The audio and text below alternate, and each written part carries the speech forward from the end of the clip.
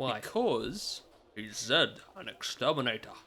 That's not a valid reason. Well, that's what exterminators were in the 23rd century. Red In the underpants. 70s, 23rd century, you know? Okay. It's worth watching. Just watch the first 5 minutes. If you don't still want to watch after the flying head. G'day there, I'm Snake of Bacon, and this is a pretty nice place, hey? Released by Ripstone in 2014. Developed by Vufu Studios for many platforms. In this case, the PS4. This is pure pool. And that's what it is. Come on in. Shoot some pool. Ooh. I am immersed. I am on a pool table. Ow! Get off. My mistake. At a pool table. Not on a pool table. It may sound like logical semantics, but it can get you hit in the head. Even by an imaginary cue in a video skit. Now, if you're in the right mood, I'm going to spend the next 24 minutes talking about why I love Pure Pool, and how its relaxing atmosphere, intuitive controls, and total sense of immersion make it a wonderful mood changer, starting with the total immersion achieved while being a stick. I don't mind that I can't reconcile whether I'm playing first-person pool as a ghost or third-person pool as a bewitched Q. That doesn't matter when I'm playing pure pool. Sure, you never see your avatar's arms or legs, or really any evidence that they have a body. But I'd say that's not too dissimilar to how, in some driving simulators, in cockpit view you can turn off the in-game hands and wheel, in case you have your own hands and steering wheel controller in front of the screen. You're putting yourself into the game. And that's easy to do in Pure Pool, not just because the table looks realistic, but because of the camera. There is no overhead view. You can only stand up, and in Pure Pool there is very rarely a camera cut. The camera simply walks around the table, as if you are walking around the table. It's really immersive and really well done. As is the audio design. The pool balls clack and clunk like real pool balls. There's chatter and glasses clinking in the background and great lounge music, and it all makes you feel like you're there. Oh, did anyone see that? Is a question so often asked around pool tables all around the world, and so very often the answer is sadly, nah, sorry mate, I wasn't looking. Not so in Pure Pool, where I can rest easy in the knowledge that my PS4 always saw that. Thank you, share button. The physics in Pure Pool are very nice. Of course, that doesn't mean they're always nice to you. I have 2 balls to sink, purple and green. I sink the purple with ease, and put myself into the worst position imaginable. I can't hit the left side of the ball, I can't hit the right. So I think maybe I'll rebound it with some backspin and high power. The cue ball jumps, the black sinks, the cue ball sinks, the green stays. Far out, man. There is a lot of chaos in pool. A lot of angles, but a lot of chaos. Though sometimes I wonder if it's not all pure mathematics, and if the little green 6 ball is actually my nemesis. In this attempt to sink it, I sunk 3 of Isabel's stripes. In one shot, I could never possibly, purposefully sink 3 balls from my own set in one shot, but sure, 3 by accident when I'm trying to do a very simple... It's alright, I have as many colossal blunders as I do wonderful flukes. Like this sinking of the blue. That was good. And now it is time to pot the black. When you have to pot the black, the game goes into a heartbeat mode and everything gets serious. Just this one time it gave me a foul for no particular reason, which cost me the game, when it was a valid potting of the black. I have checked the rules. Now, in English black ball, that might not have been allowed, but that was US 8 ball, and many times before I have potted one opponent's ball with the black, and it's been fine. So obviously something went wrong with registering the last ball that I had potted. Usually, a game-winning shot looks like this, with beautiful slow-mo chalk dust, and vignetting, and Is there a hard G in vignetting? Yeah. No, it's vignetting. Vignetting, dark corners, whatever. Notice that was a match against a DNA. In Pure Pool, you can play against people's Pool DNA, which you download. It's based on blood samples taken by the right thumbstick. No, it's not really. It's based on shot selection and accuracy and stuff, and it builds a bot like the 9 preset bots in the game, which are all quite different as well. I should note you can play live against real people, either by passing the controller around to a second player or online. As recently as October 2021, I've had a few online matches, but mostly I've been playing the campaign. You have 2 separate careers, one for 8-ball, one for 9-ball. You have a big tree of events, and they all have 3-star objectives. It's a 3-star system. I blame successful mobile games, but everything's got 3 stars, because that's how you make replayability. You get 1 star for winning the match, you get another star for winning by quite a large margin usually, and the other star is some unusual objective like potting 2 balls off the break or winning by only using the corner pockets, etc. Thankfully, there is not too much emphasis put on the stars. They're there, but it's not what the game's about. It's just about playing pool and winning. You can come back and do those other challenges if you want to. I think it's not a great way to add replayability, but it exists. Now, the breadth of Q Sports is tremendous, and Pure Pool doesn't come close to covering all of them. There's no Karom or anything like that, but there is more than 8-ball and black ball. There's 3 other modes, one of which is 9-ball, and Felix Song, bless his heart, he's not very good at it. He's pocketed the cue ball, giving me ball in hand, allowing me to set up a plant shot, because in 9-ball, any time you can sink the 9-ball, go for it, as long as you have a valid shot touching the target ball first. Don't feel too sorry for him. Look, I know it was an unfortunate mistake, but there is no room for lenience in the ruthless sport of 9-ball. Games end quickly. Here in Monkey Pool, for example, I made a break, potted the cue ball. I guess I had a little bit too much power. Now, it's the AI's first turn, and they go... Hold. That's it? That's it. That's game over. I don't know if that was deliberate. This isn't even hard mode. Not only is it not hard mode, it's not pure pool. That was Super Monkey Ball Banana Mania, which I'll be reviewing a little bit later. Oh dear. Now, backspin is really nice and good for repositioning your ball. It's not really nice when you accidentally reverse park into the side pocket, especially not when there's just 2 balls remaining in a game of 9-ball. Every game is different. Some of them are very short and sweet, some are long and arduous. Here, Reese is about to take could be his final shot. Ooh, it's close. Okay, time for me to just tap it in there. And how did I get that wrong? How did I get that wrong? Why? Oh no, oh no.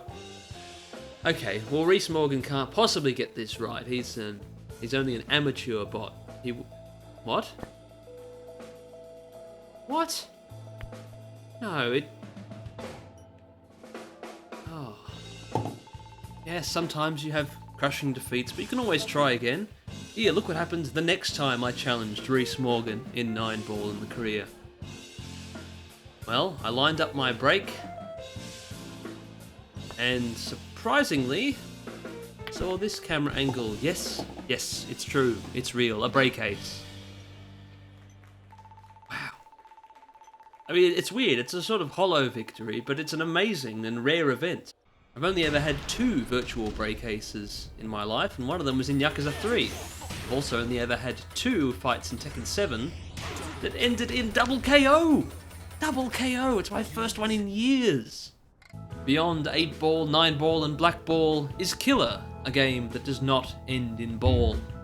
And in Killer you don't win by potting balls, but you do lose by not potting them. Every time you don't pot a ball, you lose a life.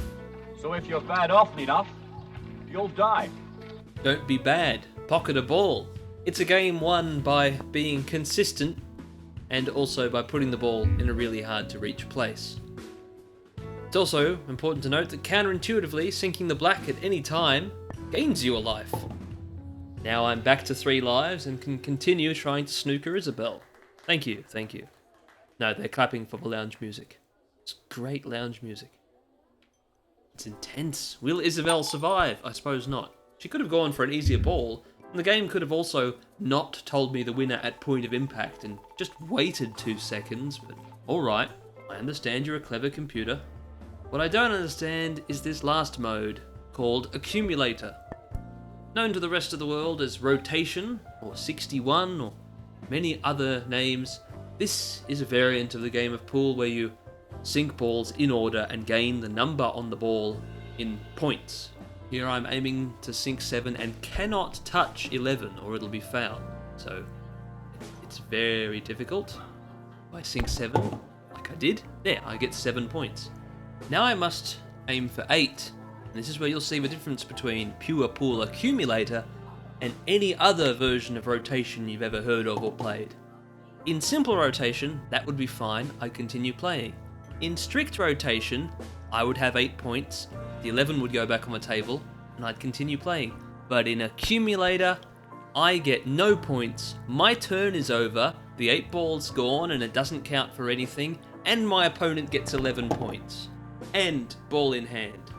For a ball I potted, in addition to the target ball. It's just so unreasonable. It's torture. Okay, it's rotation, but if you make a mistake, you are tortured. Oh, and also, any other mistake not involving pocketing the wrong ball gives the opponent 1 point. Every scratch, 1 point. Every miss, 1 point. These penalty points are annoying, and they break the other rule of rotation, that a player should win when there's not enough points left on the table for the other player to overtake them. Because there's infinite points here. If Isabel missed that ball 15 times and then I sunk it, I'd win 64-63. 2 humans could do that on purpose, but for a bot, infinitesimally unlikely. Theoretically possible, but so is a volcano destroying Sydney tomorrow.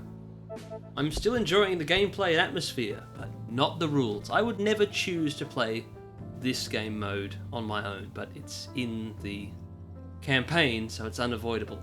And it's thankful that in times like this, it's very easy to restart a match. Just pause and just keep on mashing X. And you should do that. You can do lots of things from the pause menu though. You can change the colour of the table mid-match. 10 different colours and 9 different base designs to choose from. There are 90 pool table appearances. Very nice.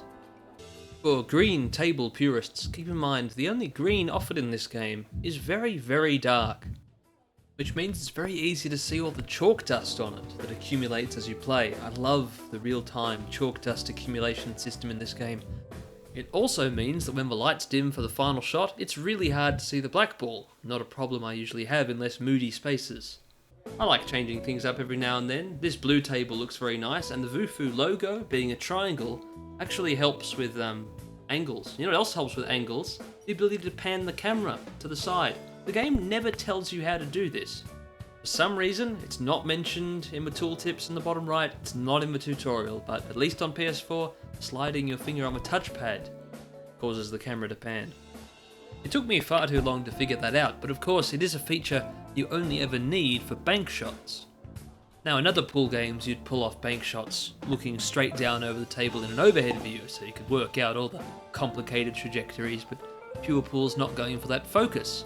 Yes, you are still playing as some sort of one-eyed superhuman being who can visualize the law of reflection, yet also has quite severe myopia, and this power only works for a meter and gets less and less effective depending on how oblique the angle of the shot is. Unlike, say, Hustle Kings, where you have a very straight laser. Now, for reference, Hustle Kings was originally a PS3 game in 2009 by Vufu, and it got a PS4 port after Pure Pool came out, just weeks after, from another studio, as a free-to-play game. But the point is, you have a really long-range, very straight laser beam in that game for aiming. But you also have a chalk system, where you can make your aiming better by using chalk, mate. Chalk that costs Got a money. selection of good chalk on sale, I stranger. don't give a fig about performance-enhancing chalk. I don't care if it increases the length of my targeting laser. I don't care for free-to-play Hustle Kings, which is actually not so much a free-to-play game, but a demo, and you can buy all of its modes. Oh, you like Black Ball? Buy the Extra Modes pack for $3.75. You want to play against a second player? Buy the Exhibition pack for $7.50. And sure, those are small sums, and I can understand that might appeal to some people, but Pure Pool cost me even less than that. It was on sale for $2.95 February last year. and it's quite often on sale. And even at its full price, it's cheaper than buying all that stuff for Hustle Kings. Well, I mean, really, the price of Hustle Kings is theoretically infinite. The price of Pure Pool is only the price of Pure Pool plus $6 for the snooker expansion, if you so desire. Now, just going back to Hustle Kings, setting your power with the triggers determines the length of the laser. But that's only the maximum power. Once you press X to begin taking your shot, you still use the stick to decide how much power you use. In Pure Pool, no triggers, no pressing X, there's only the last step, pull back and shoot. Really intuitive and realistic. Because Pure Pool is simplified. Purified pool. I think that's probably the whole thing they were going for. Simplify everything, make you forget it's a game, it's just pool. Look how little there is in this UI. Only the essentials are here. In the bottom right, you have little tiny subtle reminders on what the controls are in case you forget. In the bottom left, the current players and the current ball. And at the top, a semi-transparent black ribbon that acts as an information ticker and has a handy logo so you know that it's Pure Pool and not the very similar looking real life.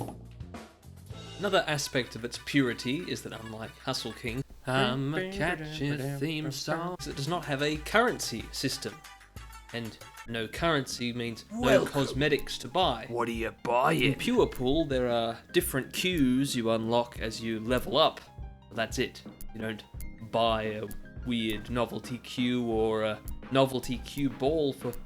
Look at these prices. 1 million Hustle Kings credits. 1.5 million. Yeah. A Sackboy cue ball is 1.5 million Not enough cash, Hustle Kings stranger. credits. How do you justify that? How do you earn that many? In my last match I won 50 coins. I suppose online you could win a few thousand, but these prices are mad. And you can buy the coins with real money. 500,000 is $29.95, so that cue ball is only 15 cents off $90. $89.85 for a digital cue ball. Still cheaper than Sackboy Big Adventure.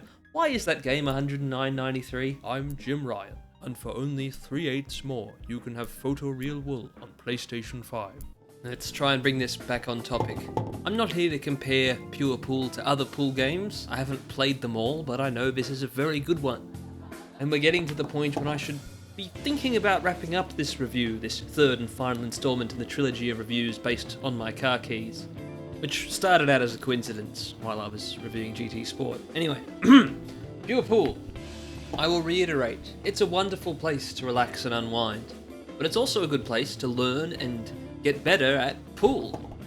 Or at least pool theory.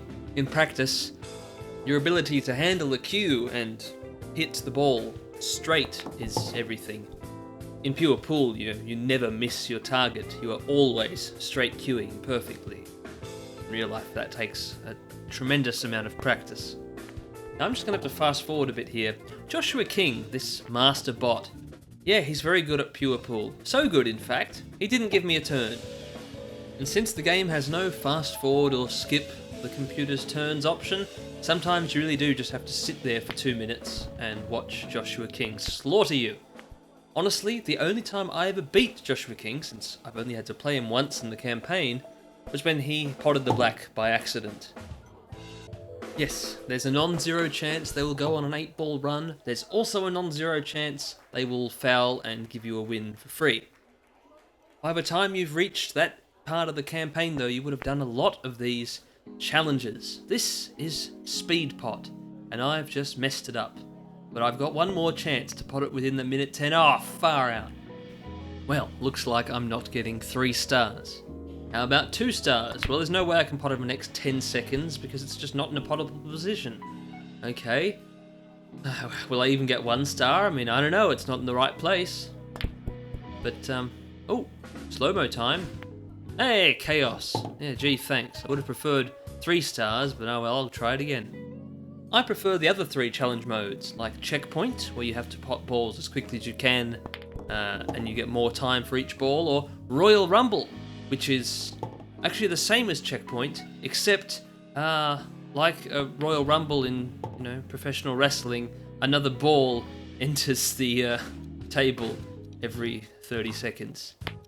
It's a strange idea, and I suppose it's a bit unfortunate you can't assign wrestling personas to each ball because they're all 7s. How would I know if that was Macho Ball Randy Savage or the Undertable? Lastly, the 4th and final challenge mode is Perfect Potter, and it's the only one without a timer, which normally would be a relief. Ah, good, there's no pressure. Well, no, there's no time pressure, but if you miss a single shot, the game ends. It's about how many balls you can sink in a row. In the campaign, 8 or 10 or 12.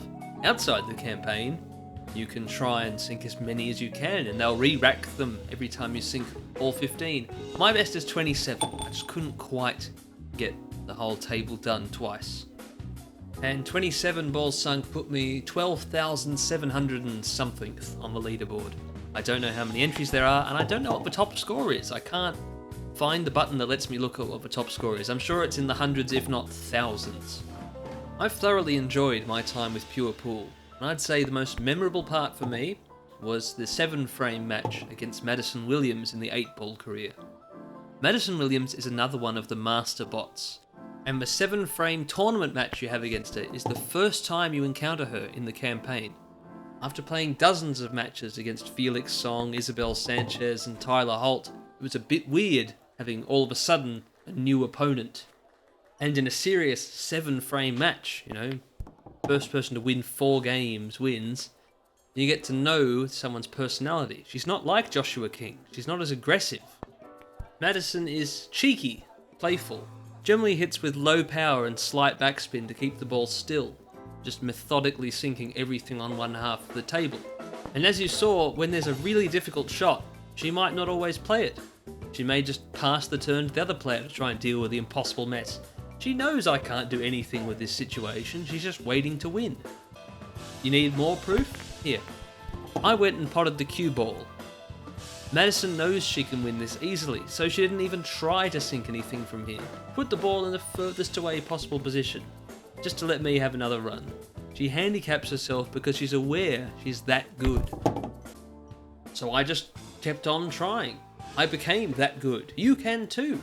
You just have to keep playing until you can see the rest of the path.